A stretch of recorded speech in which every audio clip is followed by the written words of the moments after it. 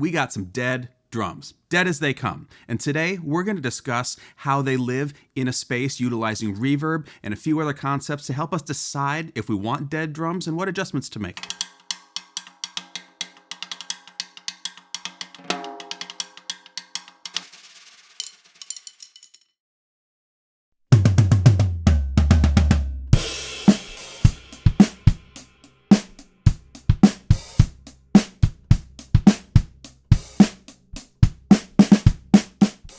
At this point, we can all agree that there's no such thing as a bad drum sound or a good drum sound. They're all sounds and we can use them like tools. Let's just agree on that.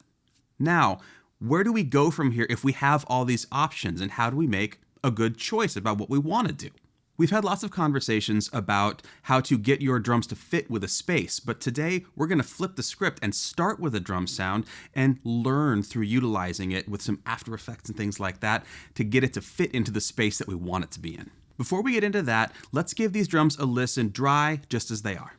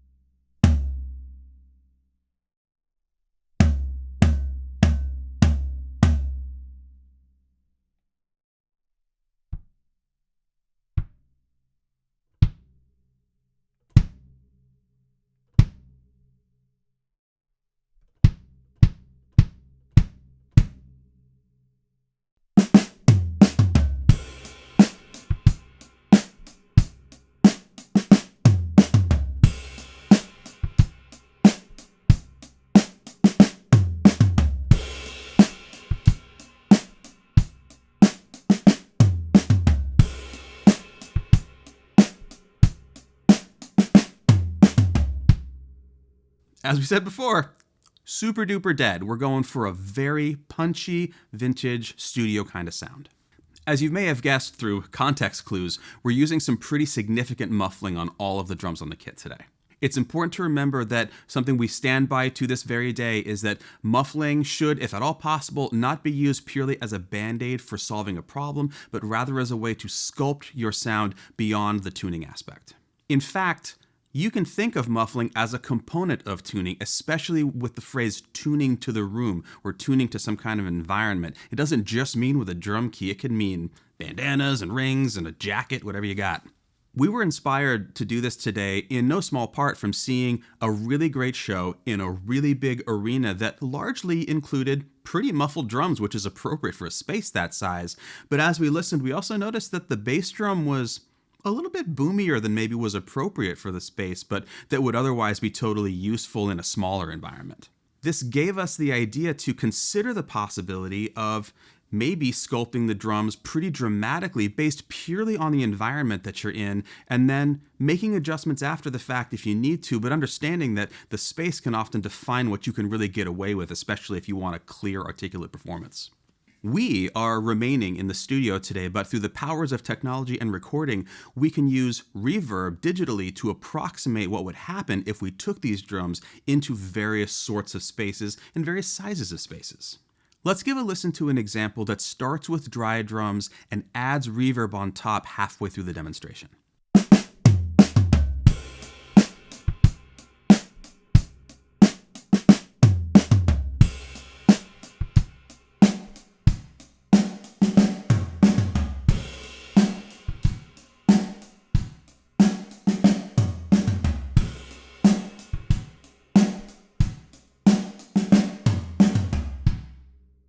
Immediately, you get the sensation that the drums are in a larger space because there's more air in the sound, and there's a type of sustain that's not the drum ringing longer, but rather the drum's sound rattling around the room.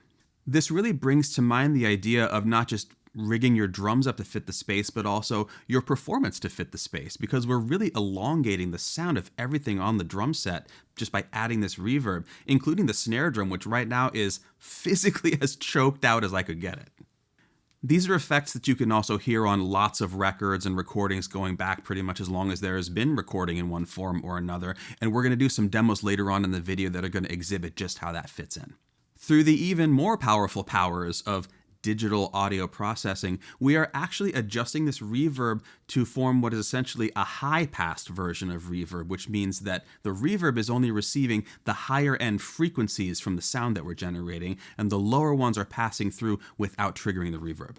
Now let's listen to an alternate version of the demo where we use a reverb that is designed to accentuate the low-end portions of this and fill out the sound through reverb.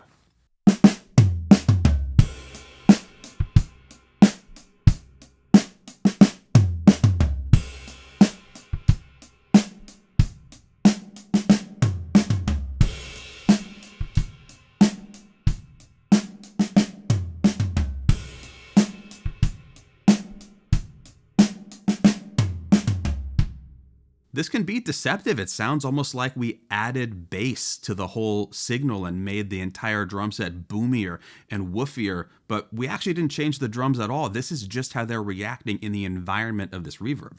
Everything you're hearing in these examples is quite equivalent to what happens in larger rooms. If you've ever played drums in a church or perhaps a gymnasium, if you're in a high school band or something like that, you know that as the walls get further away, the overall sound of the drum gets larger and longer, and different parts of its sound are more accentuated than others.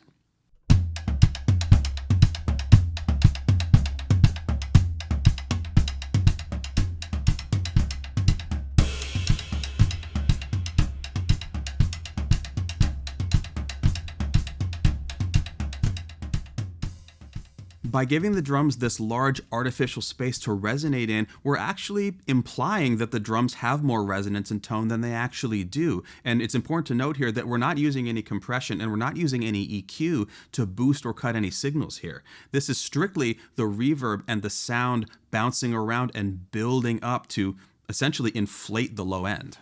This can exist on any recording you have ever heard, either by accident or by design, and is something that is not talked about enough in our opinion, because when you think of drum sounds, it's easy to see drums being played and think that the sound you're hearing is the sound that's coming out of them, but these components can drastically change what you're actually hearing. Now let's dive into a little bit of a comparison and analysis of an actual recording that utilizes effects like this. One of my favorite recordings ever is 50 Ways to Leave Your Lover by Paul Simon, with the absolutely stellar Steve Gadd on drums, just defining that track and making it what it is. Let's do a quick demo of me doing my best to play this beat with a dry sound.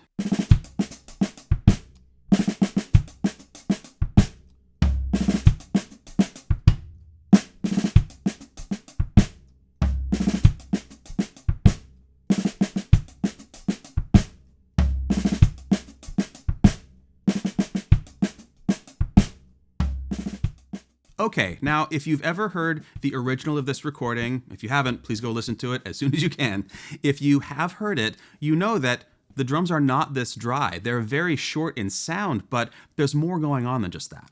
This album was recorded back in the day, and it was also recorded in specifically not a very big studio, so there are definitely artificial pieces of reverb getting into this signal that are building out the sound and fattening it up in certain kinds of ways that really define the performance. Now let's hear that same demo played by me, but with plate reverb added to approximate the sound you hear on the original recording.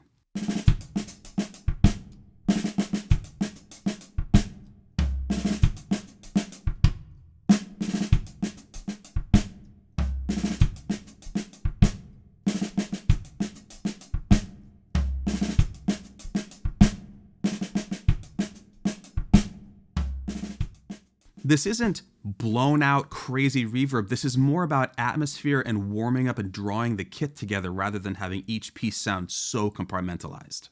This is something that is, in my opinion, most easily achieved by having drums that don't have a tremendous amount of sustain and overtones and resonance going on, because there's less you have to worry about in terms of manipulating that sound with these atmospheric effects. Let's set aside the idea of recording or digital effects for a second and consider a real-world everyday application. Your drums in a room where you're experiencing an awful lot of reverb inside of the space. It's noisy and you feel like your drums are loud and uncontrollable. If you're a player who stands by the idea of only playing wide open drums because that's the purest sound, or for whatever reason, this is exactly the time to consider that being super dogmatic about one way of doing things versus doing what's going to work really does separate the amateurs from, at the very least, people who are trying to do a professional job. I've talked a lot about how much I love muffled sounds and unmuffled sounds. Ben and I have been talking about this for years now. And this is what is coming back to the very first thing we said here. All these sounds are good. Nobody's bad. Nobody's a good guy. Nobody's a hero. They're just appropriate or frustrating. And if we can concede that, then all of a sudden we can get away with performing in virtually any environment. If you find yourself in a small, tight, dry room, it could behoove you to have wide open drum sounds because the room's not doing you any favors. It's taking everything that you're giving, so maximum resonance and sustain could actually be your friend.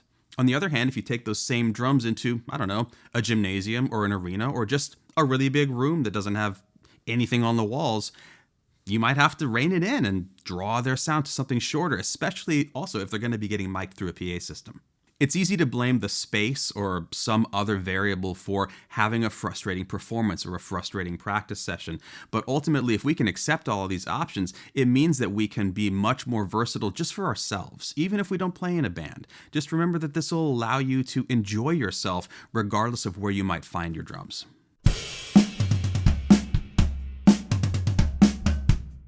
Getting some experience with these sorts of adjustments is the only way to get the knowledge to allow you to make good choices in the future. So consider that even if you generally only play in one area of your house or a practice space, experiment with other sounds just to see what happens, just in case you find something great or just in case you're playing someplace else.